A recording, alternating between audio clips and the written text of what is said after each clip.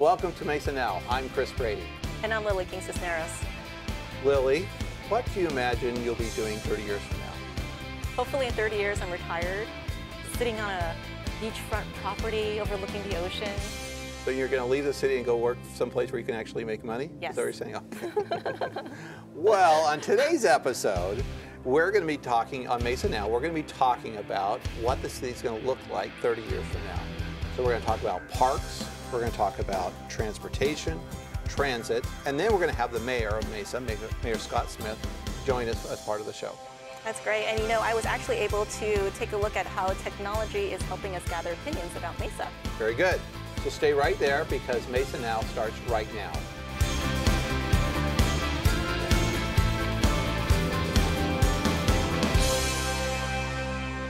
We would like to welcome John Wesley, the Planning Director for the City of Mesa, to the show. John, welcome. Great, thanks for having me here.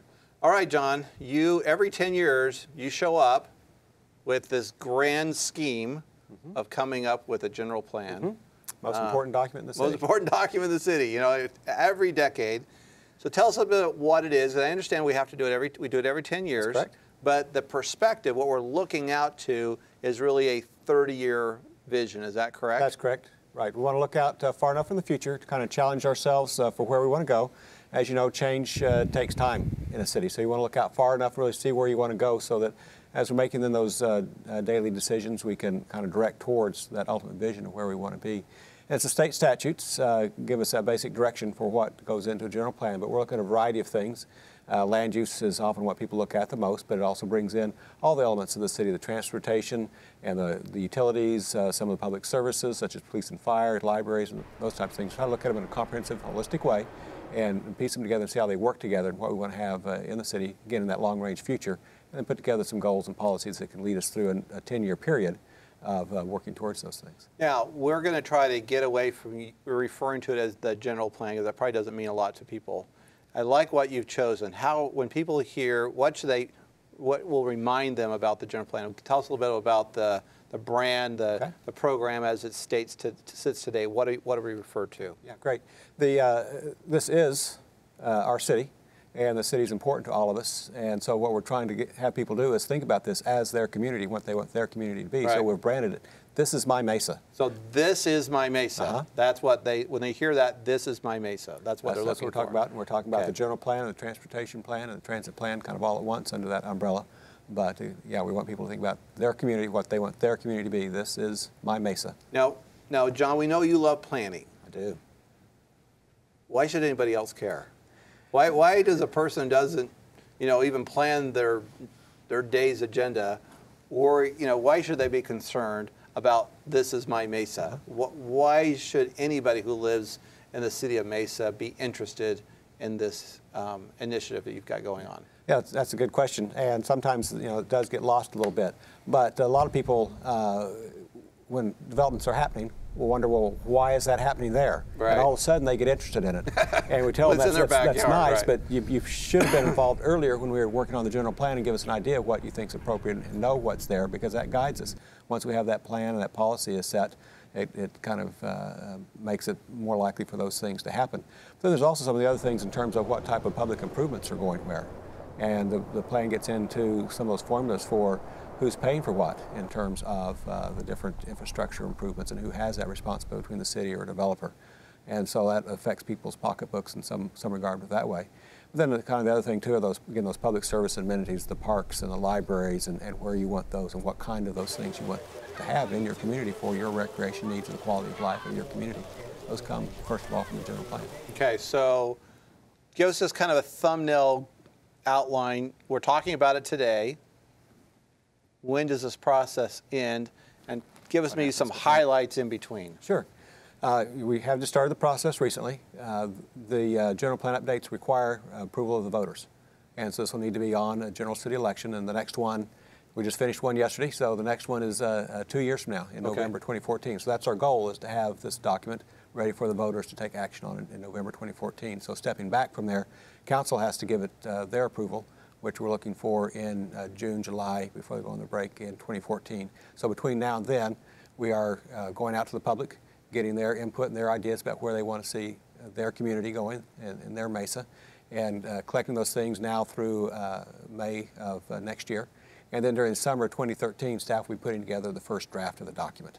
Okay. And then after that, in the fall, a year from now, we'll have that draft document out for the public to look at and see how we did in terms of hearing them up front and putting it together into a cohesive plan. And we'll take those comments, make those final adjustments, and then start that actual review and approval process the first of 2014. So if I never make it outside my house, how can I still give input? We understand there are some people that do that, and what's exciting as we think our meetings are that we have, some people have other ways they like to participate. So we have set up a website for people to come in and provide that access. So it's thisismymesa.org. There you go. So very easy, remember. Okay, say it one more time. Thisismymesa.org. All right. We'll get you there. Thanks, John. Thanks for being here. Glad to. Up next, Lily's going to take a close look at one of the major components of This Is My Mesa, transit. When we're talking about planning for the future, we can't forget about the role of transit and what it will look like in 30 years. And with me now is Jody Sorrell, Intern Transit Services Director. And Jody, can you tell me a little bit about your plans and your thoughts about what transit is going to look like here in Mesa? Well, the whole plan is for the public to give us their input. It's their transit system, it's their vision for kind of what they want it to look like. So that's what we're writing the plan about. When people often think of transit, they think of buses, but you guys incorporate more than just that, right? Yeah, we incorporate light rail, circulators, transit facilities like a park and ride or a bus transit center. So really what we're doing in this process is taking our existing transit master plan and updating it with the new vision for going out 30 years. And is it challenging to plan out 30 years since we don't know what Mesa is going to look like and the population and the growth and how transit will play into that? It is challenging, but that's why we kind of update it every couple of years. We want to get that vision out there so that we kind of know what we're aiming for, what we're going for. But it's always important. No plan can just stay as it is. It needs to be constantly updated. So it is. We want people to kind of think what they want, short term and long term. And how can people go ahead and contribute their ideas to the transit side of the plan?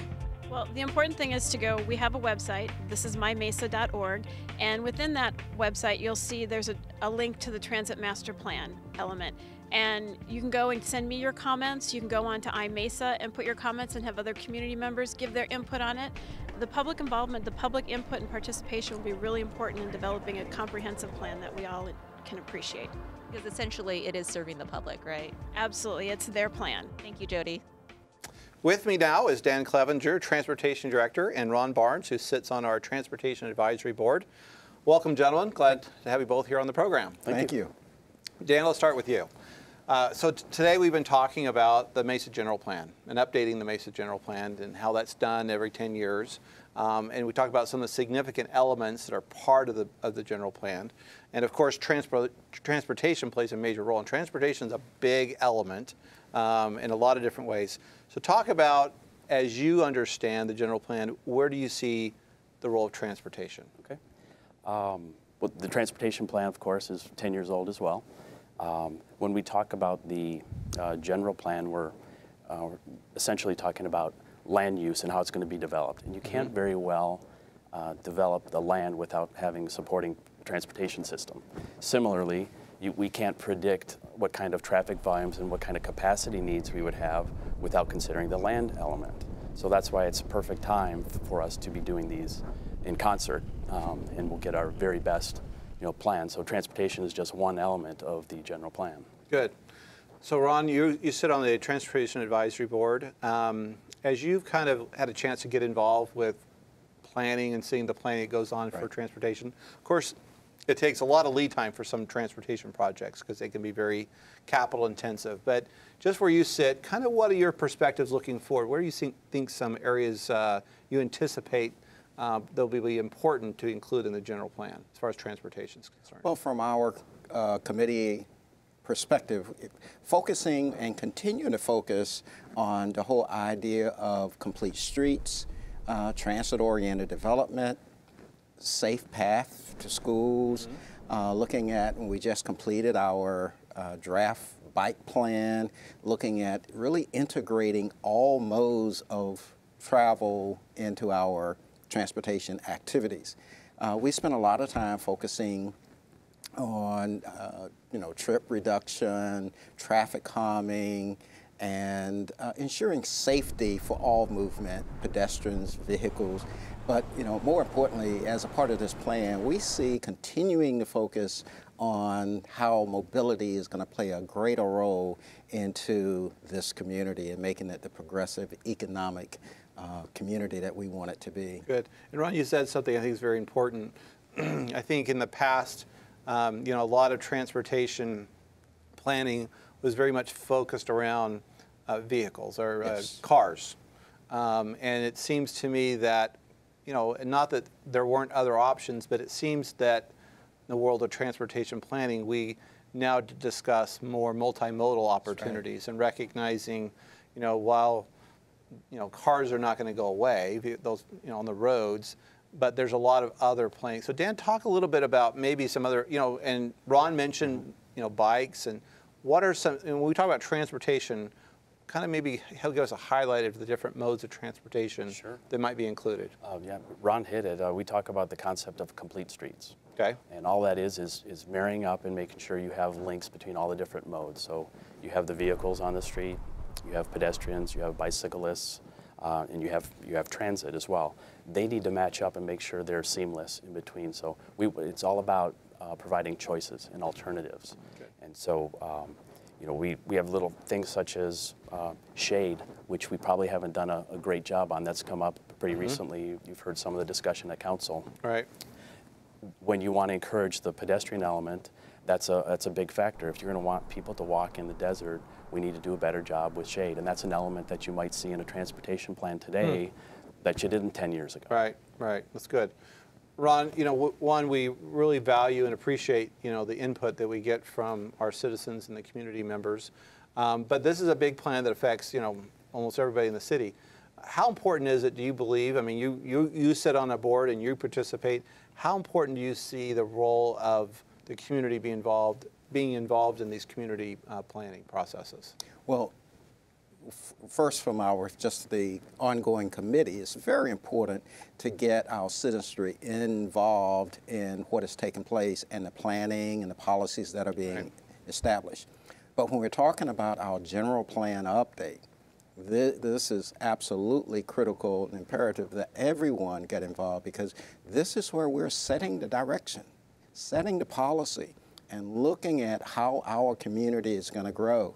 We talk about the whole mantra, this is my Mesa. This is truly my Mesa when we start to look at the general plan.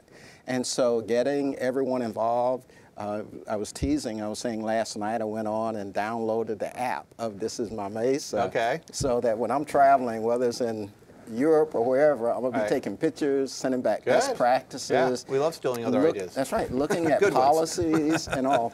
But imagine all 400,000 people providing that kind of input as to what our community is going to look like. Good. When you look at the idea that we're going to grow over 150,000, 180,000 people, how are we going to be able to maintain the quality we currently have, but more importantly, the vision that we want to become? Right.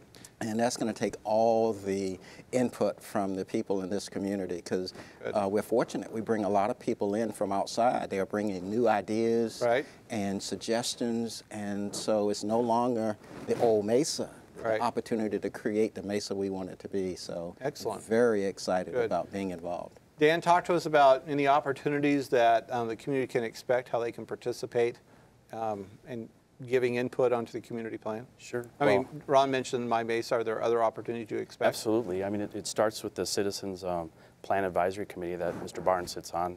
In addition to that, he's our chairman of the Transportation Advisory Board. Okay. But we're trying to take advantage of some meetings that take place on a regular basis. The council breakfasts, pancake breakfasts. We have the Building Strong Neighborhood meetings. We have opportunities, our new events in the park that we're Celebrate having. Mesa. Celebrate Mesa. And then we're going to be planning after the first of the year, kind of a road show. So we're going to try to go out to the villages that were established for the iMesa program, and we're going to visit with those folks and invite them to come in and give us more feedback, because at that time we will have gotten through some of the initial plan phases, if you will, and we'll have some meaty stuff for them to reflect back on and talk to us about. Okay. Well, both of you mentioned it. I mean, transportation is a critical part. It's kind of the lifeblood of the community that moves people around for commerce, quality of life issues. And so we appreciate the work you all do and helping to kind of plan and oversee that, but we want to get the community involved. So thank you all. Thank both of you for your participation. Can I put a plug in for the website? Absolutely. Why don't you do that? Yeah, www.thisismymesa.org. Have an opportunity on there. I think there will be some surveys in the future, but you can give feedback, and you can, all the events will be listed on there as well, the ones I mentioned plus more as they come up. So I encourage people to visit the website. That's a perfect segue. We thank you both for being on the show. Our next segment, Lily is going to actually get into more detail about how you can participate in the My Mesa. There are several ways to contribute your ideas to This Is My Mesa. The best way to connect is through the website, thisismymesa.org. A Get Involved tab is located on the top right-hand corner. You can submit your ideas online through user voice, email, or click on the feedback button on the bottom of the page. Another option is to download the free app found on Google Play or in the App Store. With the app, you can take photos of things or places that you would like to see here in Mesa and submit them. A list of community events and requests for guest speakers are also found online at thisismymesa.org. So let your voice be heard and help shape Mesa the way you want it. Welcome back. With me now is Mesa Parks and Recreation and Commercial Facilities Director, Marc Heirshberg. Welcome, Marc. Also joining with us today is our Parks Board member, Kathleen Ron. Kathleen, welcome. Thank you. Glad to be here. We appreciate both of you being here. We've been talking about the Mesa General Plan. It's a very important plan that we look at every 10 years. Even though, well, we do it every 10 years, but we look out 30 years out into the future. So we're going to be looking at the important elements that make up a community, and obviously parks are a very much important part of that. So Marc, tell us a little bit about what you see. We know we just recently passed a $7 million park program, or parks projects. How do you see that playing? How does that play an element in looking forward to the community? What impact do you think that will have? Oh, that's a huge impact for reestablishing our goals and setting the future of the city and the tones where we're headed. It's helps lays the foundation for where our department is headed. We're focusing on 4 vision areas to help build Mesa into a world-class park system. Those 4 vision areas being providing urban forests, natural areas, and waters that endure and captivate. The delivery of recreation that inspires personal growth, healthy lifestyles, and a sense of community. Creating dynamic parks that shape the city character and meet diverse community needs. And the 4th vision being to maintain a safe place to play, celebrate, contemplate, and recreate. Obviously, when you look at the impact that $70 million has on a park system, you know, it's a lot easier to look to those 30 years and where we're going to lay out for the future. So it's a really exciting time to be in the city. And again, it's another example with the passage of that bond issue of how much we do listen to our residents and take their concerns, their needs, and their desires for the future. And we'll continue to do that over the next 30 years, too, as we continue to grow. Okay, thank you. Kathleen, you sit on the Parks Board, and we appreciate your assistance, volunteering, and helping out the community and participating in that on the Parks Board. How important do you think it is, obviously, from your perspective as a citizen, as a community member, that the citizens participate in the process of our general plan, especially as it relates to Parks and Rec? Parks programs.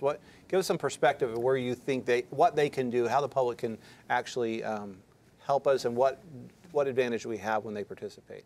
Well, I think it's a great advantage because I think, especially when you look at the size of Mesa, Mesa's a very large city growing into be a great city, and the input from the different neighborhoods around the city, the different areas, and what the needs are for those particular communities.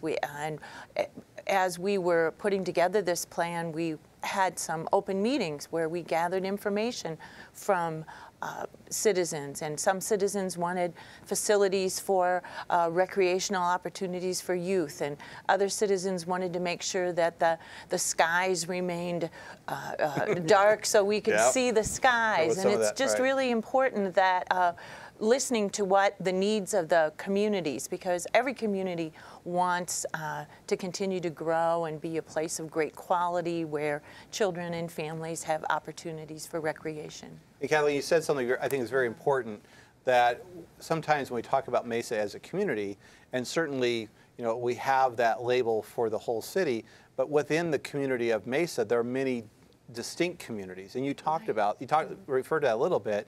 Talk to us about kind of, as you've lived in Mesa for a while, I'm assuming, kind of, you mentioned that there are different parts of the community have different interests and needs, aren't there? And you've seen that, I suspect. Yes. And I think on our Parks and Rec Board, many of the members live in different parts of the city. So when we're talking about different facilities or how we're going to enhance different facilities, that means different things to different people depending on what community you're a part of. Right. And we also talk about how we can link the community together. And one thing I think is through a great park system. Right. And a system. And I think a great park system isn't just, and Marc had some pretty impressive words there and visions about what we want to do. And it's not just, it's a diversity of opportunities for the community, because not only do you have different age groups, you have different parts of the community where in older parts there might have been, when it was being developed, more parks were being provided. We've seen sometimes, certainly on the east part of the community, where rapid growth took place, probably didn't get out in front of it as best we could. So even there's a great challenge as far as having youth sports facilities and being able to accommodate that and meet those needs. So it's kind of an interesting perspective, Marc, as we go out and look, 30 years out into the future. How do we, try to capture all that? What's your thoughts? It is, as you mentioned, a unique balance, and it's that passive versus active recreation where you have to meet those needs. And I think that's what I was trying to touch on earlier by listening. And I think that's one of the things that Mesa has exemplified over the years, is that we listen to our citizens and our residents and what those needs are.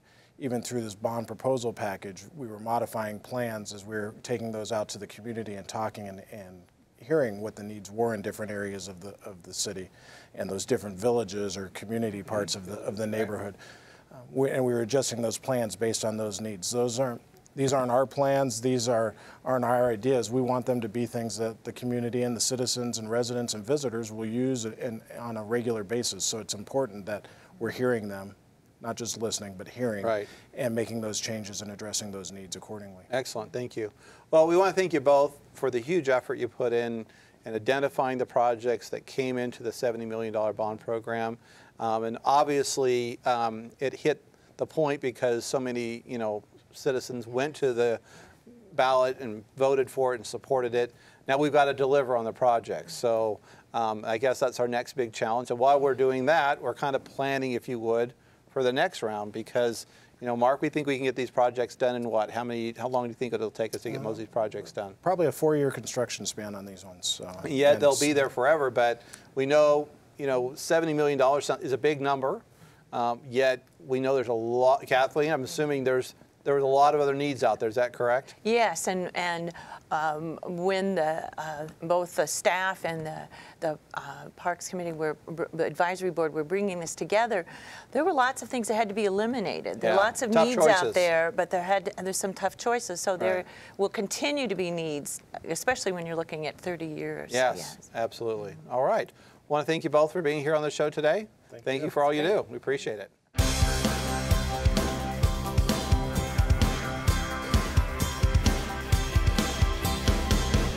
We'd like to welcome the mayor to the show. Mayor, welcome to Mesa Now. Thank you for having me. So, Mayor, here's a question. How long have you lived in Mesa? Let me see, 47 years. Okay. So if you can remember back just a little bit to 40 years, what was Mesa like then? A lot different than it is now. There was a much smaller town, much more compact town. Downtown was the center of the universe, and then we were surrounded by a lot of citrus groves and a lot of cotton fields. I've heard you talk about it. Kind of what was the kind of edge of town going east then? When you got past Gilbert Road, you were in the countryside. So Gilbert was really the eastern edge of the city. Southern was really the southern edge of the city. And then there was actually even farmland between Mesa and Tempe. Once you got past Dobson, there wasn't a whole lot there, though. So that was really sort of the boundaries of the city. And actually, Broadway between Broadway and Southern. I mean, we got to Southern and anything south of that, and you were out in the countryside. So Mesa's changed quite a bit since then today, and we're about looking forward to the next 40 years, going forward to, well, next 30, 40 years, looking forward as a city going through our general plan discussion. So talk a little bit about what you would expect, how that process would work, and how you see some of the things you think should be considered in that, and maybe how we can get the citizens involved. Well, one of the most important things that we do as a city is to create a plan for the orderly development of our city. You know, development has to be orderly so that, you know, things sort of fit together, so that you have people living in areas where they can have a great neighborhood, and it can interact with the surrounding commercial areas and interact with the roadway system and the services that are provided. And that just doesn't happen by accident.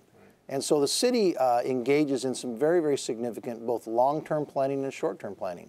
And every 10 years, now by state law, but Mesa did it anyway, but by state law, we have to actually go through and update a formal general plan that we do in Mesa, and actually put that before the people, the citizens, for a vote, so that they can decide whether the plan that is generated by a citizen process is the one that they approve of. So it's very comprehensive, and as you're suggesting, it affects a lot of different aspects. You know, you were successful in kind of leading the city going forward through the iMesa program. How do you imagine this can work? What do you expect from the citizens, how they might be able to participate in giving their input, as you suggested? Well, the general plan is really a reflection of what the citizens want their community to be. And so we really value and need citizen input on this. And citizen input is a nice bureaucratic term that usually means bureaucrats listen to citizens, and then whether things get implemented or not is hit or miss. With iMesa, we sort of changed that game, and everyone embraced that. And that's where citizens had direct input. And they could do it without going to a meeting, without feeling like they were intimidated, or that no one would listen to their input, or they wouldn't write it down. Through the iMesa process, citizens had direct input because they could go online. Their suggestions, their input was equal to anyone else that went on there. There was no dominant party, and everyone had equal time. And that's the great thing about the internet. Once you log in, once you get into the system, it's a pure democracy. Yep. Then other people can come on and look and see what suggestions you have, and they can vote on those. They can voice their opinion as to whether they like that idea, don't like that idea, and so it really becomes a marketplace of ideas. Well, we were so successful with generating input through the iMesa project that we thought, you know, this is something that would be great about really defining our community as part of the general plan process. Right. And so what we call My Mesa, a little bit of a twist on iMesa, takes very much the same approach. And we want citizens to get involved. We want them to come in and voice their opinion, as specific or as general as you want. Now, the interesting thing about this general plan is that normally we have been talking in Mesa about what do we do as we spread out. Mm-hmm. As we said in the beginning, yep, there were very definite boundaries of what Mesa was. Right. Well, the reality is that we have now reached out to all our natural boundaries, and we're not going to go out anymore. Right. We're going to fill in what we have already defined as our outer boundaries. But the difference between this planning process and any other one we've had is that now we have to talk about reuse. We have to talk about what we're going to do with those areas that were built about the time I moved to Mesa, mm-hmm, or in the 10 or 15 years after I moved to Mesa, places like the Fiesta District. Very good. What do we want to do now in the second and third generation of planning and of development? Because the use in those areas may differ quite a bit in 10 years or in 5 years or even tomorrow than what they were 5 years ago. So this is going to be a very interesting process because of not only the citizen interaction, but also the areas we're looking at and the input we want, because we really, we've now talked about the fringes, we've now talked about the outside. Now we're coming back to the core and moving out and saying, okay, things that used to be on the edge of the community are now infill projects. Right. And we need people's input on how they want their city to mature. Excellent. And we know that we've got large projects, infill projects. You mentioned the Fiesta District. We have downtown. You know, there could be the citrus area, even talking about what's happening out in Southeast Mesa around the airport. So all those are very important areas, and we need the attention and kind of interest from the residents. Kind of some areas specifically, are you some thoughts about, you know, we talk about, you know, development and how it's going to occur. It seems to me that development is becoming a lot more resource conscious about, you know, where it gets its power from and the resources and water.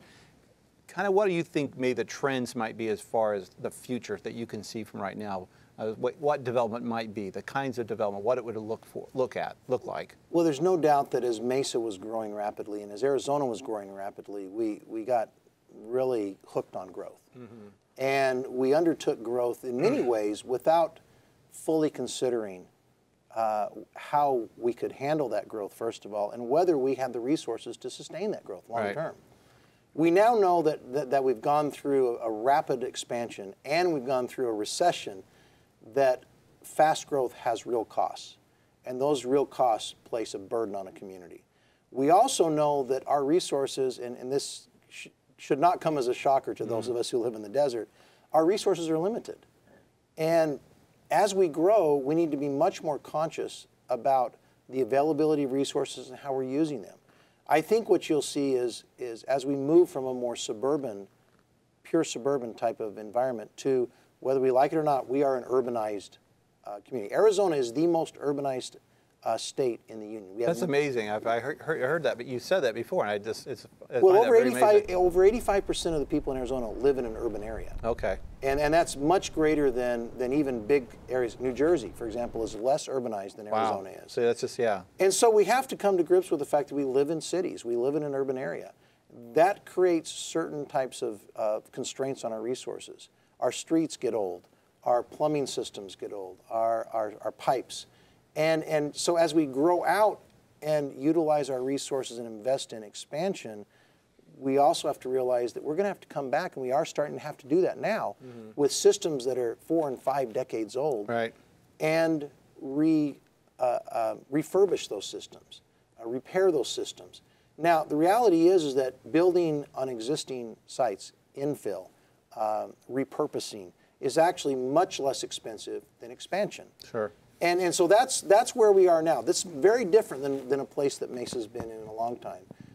We've never been here before, as a matter of fact. Right. Where we've really had to look at it as a mature city. We're a big city. Right. We're not only almost 450,000 people, and really there's almost 500,000 people that live within our corporate boundaries. Many of them live in county islands, but they live within what our boundaries are. But we're 140 square miles. That's a big city. We're also now a mature city because most of our rapid growth has happened since the early 60s. So now we're into the 50-year mode, and a lot of the infrastructure we've built is now pushing 50, 60 years old. We now have to take our planning process and look at a dual process. What do we do as we build out on the fringes? But also, what do we do to rebuild from the center out? Absolutely. And that's not a choice we have. That is our reality. That is the condition we have been given, and we cannot let the older, more mature parts of our city, which are beautiful in their own way, deteriorate at the expense of new things on the outside. On the other hand, we cannot just let growth on the outside happen without adequate planning. So we have a real balancing act to plan for, and that's why this planning process is so important. Good. Now, you mentioned earlier about the iMesa process and that citizens' initiative, a grassroots effort. And we know just recently as they went through that process, they identified some priorities for the community, areas that they felt like could really transform, make an impact in the community. And just recently that resulted in them identifying that parks were an important part of our community. And we saw that the citizens supported that by supporting a $70 million parks program. How do you see, we talked about those were transformational projects. How do you see that, those park projects, how will they transform Mesa? What's your thoughts about that? Well, they'll transform Mesa in 2 ways. First of all, because it was citizen-driven, there were some very unique projects in that proposal that the citizens came up with, such as Buckhorn Bath. such as some repurposing of junior highs, who have, Mesa Junior High, for example, being closed down, and the city working with the school district to come in and turn that hopefully into a youth sports complex, or a sports complex, probably used mostly by youth. These things are transformative because, number one, they're a departure from the normal way of thinking. And that's pretty exciting. Citizens want investment to be made that'll make a difference. So it's not just your typical corner park, not that those aren't important, but the citizens through iMesa said they wanted something that would be bigger, that would have a broader impact. Yep. They also wanted projects that impacted the entire city, which is why in the bond package you had things such as Mesa Junior. You had the Powell Junior High repurposed. Right. You know, Central Mesa, West Mesa. You had issues out in Northeast Mesa, Southeast Mesa, which have been grossly underserved by city parks. Right. So there was both a recognition that we had to do things differently and repurpose some assets, work with the school district. There were some ideas that we had to refurbish and upgrade some parks that were looking pretty tired. Right. And then there was an idea that we had to invest in areas that had received little investment or not enough investment. That whole package is, I think, what made this bond issue special. And the other thing is the recognition that that quality of life does matter. Absolutely. That jobs are important, safety is important. But if you don't have a place where people want to live, and that means great schools, great parks, great arts and culture, then you're really just a housing development. And no one wants to live in just a development. Right. They want to live in a community. They want to live in a community that is exciting, that they're proud of. And so that's why these types of investments are so important. And I was really pleased that the citizens group came up with some interesting things that, frankly, I don't know that I would have thought of or our staff would have thought of. Right. And that's what made it so special. Well, good. Well, congratulations to you and the council for leading the way and getting that passed. And I think it's going to provide some great projects. We want to thank the mayor for being on Mesa Now. Thank you, Mayor, very much. Thank you, Chris.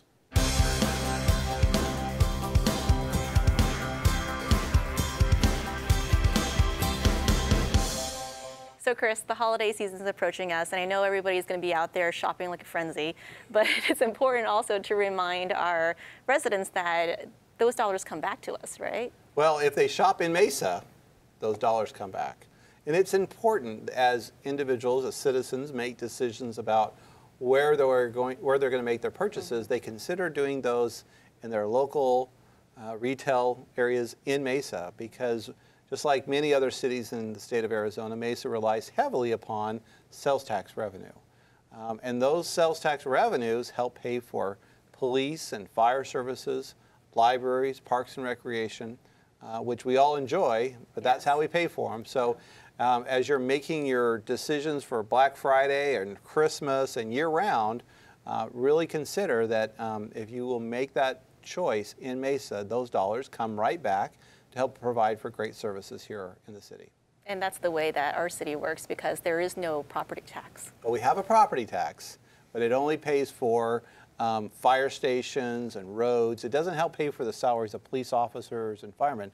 So sales tax is the largest source we have to pay for those critical services. So again, just want everybody to encourage them to consider going to the Mesa businesses and supporting. And not only because it generates sales tax for the city services, I mean, that's important, but it also supports the jobs of the people that are working there. And that's important. We want to have, let people have great jobs here in Mesa also. Yeah, absolutely.